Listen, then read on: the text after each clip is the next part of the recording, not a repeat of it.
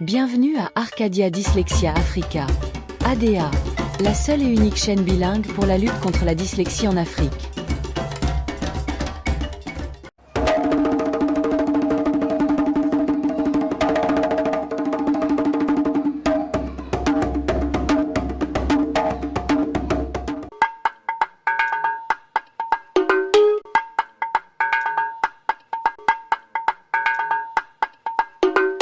Idées fausses et réalités scientifiques sur la dyslexie de dyslexique.org. Idée fausse 7. La dyslexie est un problème visuel provoquant des inversions de lettres, du texte flottant et des impressions déformées. Réalité scientifique. Une enquête menée en 2024 auprès de 275 professionnels de la dyslexie, Daniel, Kluka et Wang, Université de Durham, a révélé une croyance persistante dans les mythes visuels, malgré le manque de preuves à l'appui. La recherche ne montre aucune différence visuelle entre les enfants dyslexiques et non dyslexiques. Mills, 2005, BBC, 2015. De plus, les modifications de police et de couleur, par exemple, Comic Sans, police dyslexie, ont une valeur limitée par rapport à l'enseignement systématique de la phonétique. Sever, 2020. Wiley Librairie, Dyslexia Journal. Idée fausse numéro 8. Les scanners cérébraux montrent que les cerveaux des dyslexiques fonctionnent différemment. Réalité scientifique. La neuroimagerie montre systématiquement que lorsque les gens ont du mal à lire, leur schéma d'activité cérébrale diffère de ceux des lecteurs fluides, ce qui n'est pas surprenant puisque la lecture est une compétence acquise. Lorsqu'ils sont enseignés efficacement, les schémas cérébraux des lecteurs pauvres s'alignent sur ceux des lecteurs typiques. Makines, 2006, Simo et al., 2002, Yoncheva et al., 2015. Elliott et Gibbs, 2008, ont mis en garde contre l'affirmation d'une catégorie neurobiologique distincte pour la dyslexie sur la base des preuves actuelles. Idée fausse 9. Les dyslexiques ont une symétrie cérébrale anormale dans le planum temporal. Réalité scientifique. Cette théorie est issue d'études de dissection d'un petit nombre de cerveaux sans normes de diagnostic cohérentes. Makines, 1998, p. 118. A noter que 35% de la population possède naturellement un cerveau symétrique, ce qui rend la symétrie ni pathologique ni diagnostique. Idée fausse 10. Le déficit de mémoire à court terme est une caractéristique de la dyslexie. Réalité scientifique. Bien que souvent citée, une mauvaise mémoire à court terme n'est ni universelle chez les dyslexiques ni prédictive des résultats en lecture. Dans l'étude de Torgesan, seule une minorité de lecteurs en grande difficulté avait une mauvaise mémoire à court terme. Mills, 2007. Idée fausse 11. La dyslexie est une anomalie cérébrale incurable. Réalité scientifique. Les recherches longitudinales montrent que les classifications de la dyslexie changent souvent avec le temps, sapant les notions de permanence. Shewitz et al., Connecticut Longitudinal Study, Makines, 1998. Des études d'intervention telles que celles de Velutino, Fletcher et Snolling, 2004, ont démontré qu'avec un enseignement explicite et systématique de la phonétique, la majorité des enfants initialement identifiés comme dyslexiques peuvent apprendre à lire efficacement. Murphy et Murphy, 2020, ont également souligné la puissance des programmes phoniques haute fidélité. Idée fausse 12. Les dyslexiques compensent leurs difficultés de conscience phonémique et de décodage en étant naturellement doués en créativité ou en compétences visio-spatiales. Exemple souvent cité, le célèbre chef Jamie Oliver, lui-même atteint de dyslexie, a fait remarquer un jour que les enfants atteints de cette maladie sont en fait chanceux. Malcolm Gladwell, dans son livre David et Goliath, qualifie la dyslexie de « difficulté souhaitable », une notion critiquée dans Language at the Speed of Sight du professeur Sedambert, voir page 178 à 185. L'organisation Made by Dyslexia a suggéré que « la dyslexie peut être une bénédiction ». The Times, octobre 2020. Un article du Télégraphe, juillet 2022, titrait « Pourquoi la dyslexie n'est pas un trouble, mais un avantage évolutif », affirmant que les personnes dyslexiques excellent naturellement dans l'innovation, la découverte et la créativité. Ce que disent les preuves. Même si cette idée peut offrir un réconfort émotionnel, elle découle en grande partie d'anecdotes personnelles plutôt que de preuves scientifiques.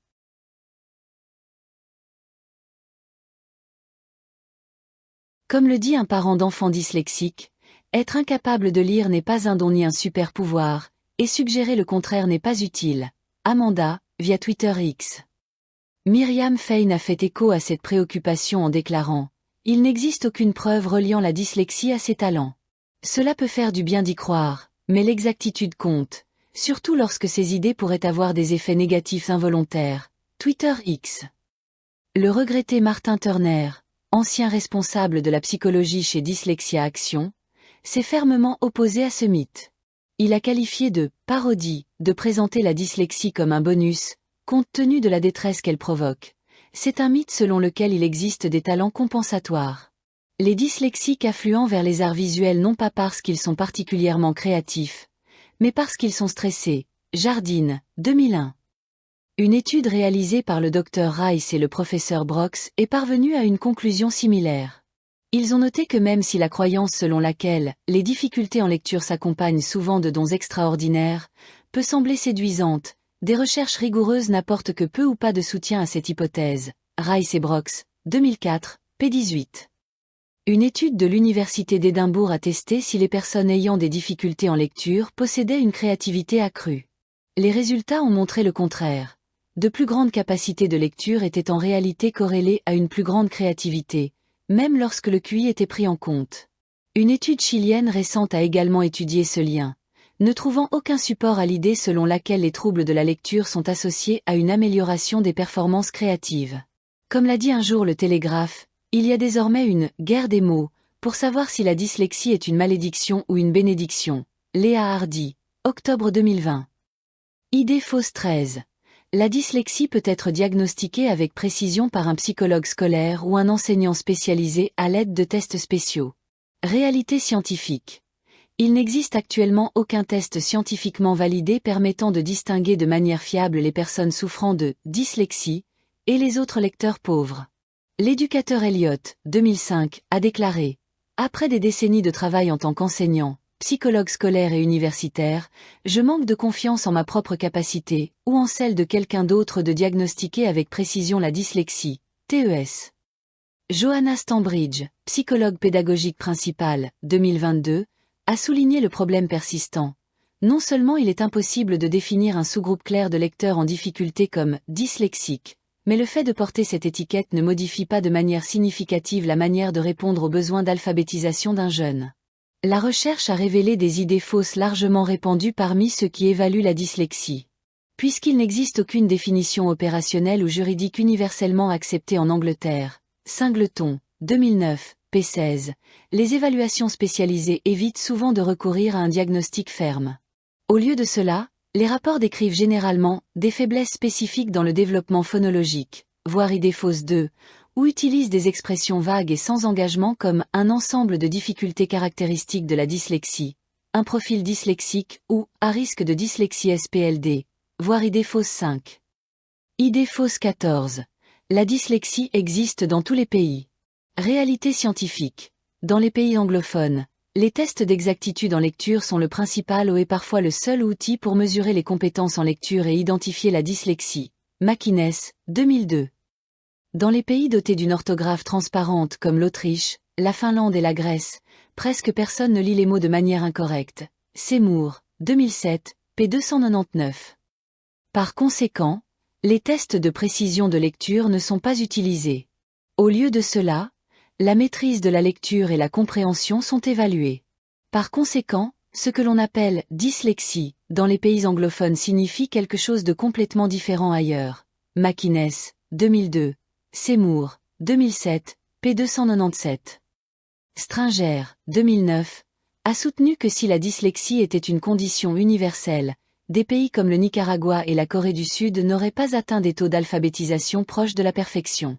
Idée fausse 15. Dans les systèmes d'écriture alphabétique transparents, la dyslexie peut être diagnostiquée en testant la vitesse de lecture et la compréhension, car les personnes présentant cette différence cérébrale lisent avec précision mais lentement. Un groupe de chercheurs a récemment publié une nouvelle définition, connue sous le nom de définition Delphi, qui reconnaît la maîtrise de la lecture comme une caractéristique essentielle. Un contributeur, Carole, a expliqué « Nous voulions souligner que la dyslexie peut toujours être présente lorsque la précision est intacte, mais que la fluidité est affectée. Persson Aguerre, 2025. Réalité scientifique. Dans les orthographes transparentes, Même si certains enfants ont des difficultés, cela implique généralement la maîtrise de la lecture et la compréhension, et même dans ce cas, le problème est relatif. Makines, 2002. Lorsque Landerl, Wimmer et Fritt, 1997, ont comparé des enfants dyslexiques en Autriche et en Angleterre, les enfants autrichiens lisaient beaucoup plus précisément et 2 fois plus vite que leurs homologues anglais. Comme l'a souligné Makines, 2004, la lecture lente dépend du contexte. Les taux de lecture optimaux varient selon les systèmes d'écriture. La vitesse de lecture n'est pas une capacité autonome. Elle dépend de l'exactitude, de la complexité du texte et de la maîtrise de la langue. ERI, P191-2, GRB, P14. Lorsque les compétences en lecture sont si étroitement liées à un système d'écriture, cela n'a aucun sens de considérer la mauvaise lecture ou la dyslexie comme un trait fixe chez l'enfant. Makines, 2002. Le professeur Schütz a ajouté que la maîtrise de la lecture n'est pas quelque chose que vous pouvez enseigner directement, elle se développe comme un sous-produit d'un enseignement efficace de la lecture.